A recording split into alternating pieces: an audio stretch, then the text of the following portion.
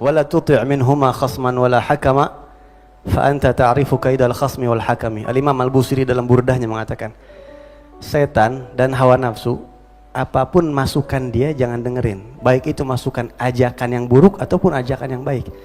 Jadi antum perlu tahu bahwa hawa nafsu dan syaitan itu kadang-kadang menggoda kita untuk melakukan sesuatu yang kesannya baik, padahal tujuan dia buruk. Contoh, ente mau ngapain ngajar, ente kalau ngajarin ntar takutnya nggak ikhlas, dicium tangan orang, ente belum siap sekarang. Mendingan ente persiapin dulu hati ente, ya. Kan ngajar itu kan, wah disanjung-sanjung orang, dicium tangan sama orang, dikasih hadiah ini itu. Nanti ente bagaimana keikhlasan ente kalau kayak begitu? Ente nggak bakal ikhlas karena Allah Subhanahu Wa Taala. Kalau ente ngajar nggak ikhlas, gimana ente di hadapan Allah? Ente ria udah karena ini kalau. Itu setan ngomong indah gak? Luar biasa, hikmah syaitaniyah itu, ya, itu hikam syaitaniyah itu. Atau bahkan setan kadang-kadang berbisik, ente jangan ceramah tentang keturunan Nabi melulu dong, ente kan Habib, nanti orang ngira ente gila hormat loh. Jangan begitu, jaga harga diri ente, biar orang lain yang ceramah. Cakep gitu, cakep kan? Setan ngasih masukan, itu namanya hakama, dia ngasih hikmah, ngasih nasihat dia sama kita. Tapi tujuannya baik apa buruk? Buruk, biar umat nggak ngerti terus. Ana pernah ketemu sama satu orang yang ana nggak bisa ceramah sekarang, ana nggak mau ngajar sekarang. Dulu nih, ini kurang lebih 2004-2005 ana ketemu orang yang seperti ini.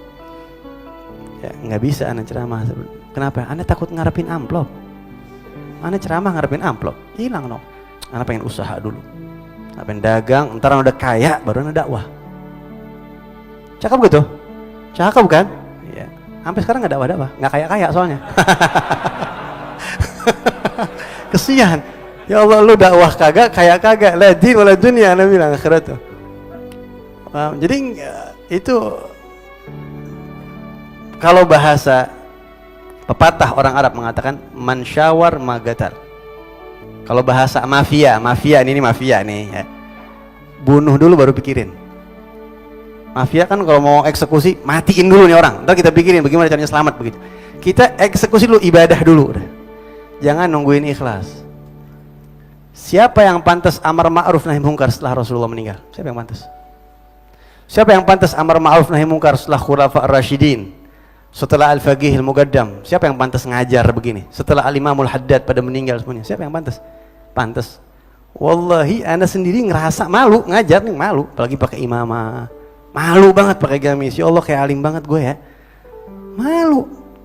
Lebih baik kita jalanin ngajar sambil merasa malu, nggak pantas, daripada ada orang, gue mah sebenarnya bisa ngajar, ilmu gue sebenarnya mah cukup, gue tahu tuh hadis, cuma gue mah nggak mau begini. Sebenarnya pantasan gue, dia nggak ngajar merasa lebih baik daripada yang ngajar tapi merasa dia banyak kekurangan. Itu satu. Yang kedua, ya, untuk urusan keikhlasan, ikhlas itu nggak ada yang tahu kecuali Allah. Kapan kita merasa kita ikhlas, hancur amal kita. Habib Abdullah Al-Haddad, sahib ratib, di dalam kitabnya Risalatul Mu'awanah mengatakan, saya tidak menjamin diri saya ikhlas menulis kitab ini. Saya tidak menjamin diri saya ikhlas menulis kitab ini. Bahkan di akhir kitab beliau, Nasihat Diniyah, ya Allah maafkan saya kalau dalam selama penulisan ada rasa ingin dipuji orang, terselip rasa bangga, maafin saya atas kekurangan. Walhal itu ternyata terbukti nggak ada dengan kitabnya barokah dibaca sampai sekarang. Kalau ada tujuan selain Allah nggak bakal masuk. Begitu. Jadi buat yang ngajar, ini nasihat buat Al-Faqir, ya buat saya, yang ngajar jangan nungguin pantas. Apa yang ente bisa ajarin sama orang. Apa yang ente bisa dakwah, ente bikin status sama orang. Karena tujuan utama setan itu supaya ajaran ini nggak sampai ke kuping orang. Gitu. Itu tujuannya dengan nasihat-nasihat yang baik tadi. Sampaiin udah, sampai tulis, kerjain, amal. Habis itu minta, ya Rabb, saya nggak tahu amal saya ikhlas apa enggak. Nggak tahu. Kalau antum tanya sama ana, Bib, antum kira-kira ikhlas atau nggak tahu? Karena nggak tahu, mungkin nggak ikhlas. Ana rasa-rasa kayaknya udah hancur-hancuran. Apalagi kalau udah dipuji orang, apalagi kelihatan orang. Imam Sufyan Ats-Tsauri mengatakan, ibadah ana yang kelihatan orang, ana nggak reken. Udah ana putus asa sama ibadah ana yang dilihat orang, putus asa ana. Ana anggap udah nggak bakal ada pahalanya, itu udah kelihatan orang, mungkin ana udah ujub kali itu, ana nggak berasa. yang ana harapin ibadahannya nggak kelihatan sama orang, itu pun nggak tahu gimana. Jadi udah jalan aja, ya berjalan aja terus, dan jangan menunggu ikhlas, jangan menunggu rapi. Terakhir sering saya kutip kata-kata Al-Imam Ibnu Athaillah As-Sakandari yang dikutip sama Al-Habibullah Al-Haddad di kitabnya Adab Sulukil Murid. Beliau mengatakan, siru ilallahi urjan wa makasir. Terus berjalan menuju Allah walaupun harus pincang-pincang, walaupun kamu harus makasir, pecah-pecah, babak belur. Kita jalan menuju Allah nih, ibadah. Ntar kena digodain setan jadi ria, diiniin. Terus jalan, nggak bisa lari, ente jalan. Jalan susah, berat nih, godaannya banyak, merangkak.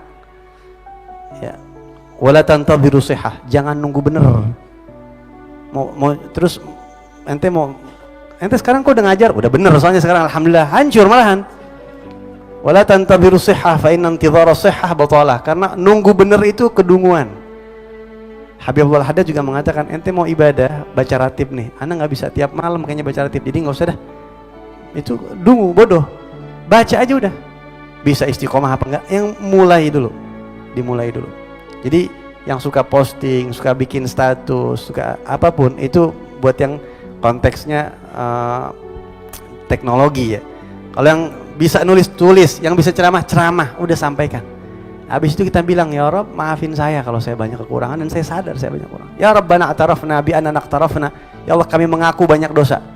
Bi annana asrafna ala ladha asrafna, kita ini terlalu boros, banyak dosa, dan mungkin kita ini kayaknya udah di jurang neraka kayaknya. Fatub alaina tauba taghsilu kulla hauba. Kita suka riak sama orang, udah ngaku aja sama Allah. Makanya tadi tuh tiap malam atau di waktu-waktu tertentu sama Allah ngaku jelek-jelekin diri kita, terus ibadah. Udah ajak orang dakwah apa. Ana kalau dibilang pantas, nggak pantas. Pakai imamah ini, ana pakai imamah ini disuruh sama guru ana. Ya, disuruh nanti mulai sekarang pakai imamah. Iya Ustaz, berat banget. Udah disuruh diilbas, ana masih nakal. Kadang-kadang nggak pakai imamah. Rupanya guru kita perhatiin. Sampai kapan nanti nggak mau nurut sama ana? Begitu ya. Ya khair Ustaz, ana merasa ngapa? Ana datang, ana nggak pantas, nggak ada yang pantas. Kita semua ya udah ngejalanin, udah ini begini bisanya udah kita. Justru begitu kita merasa pantas dan bisa, hancur.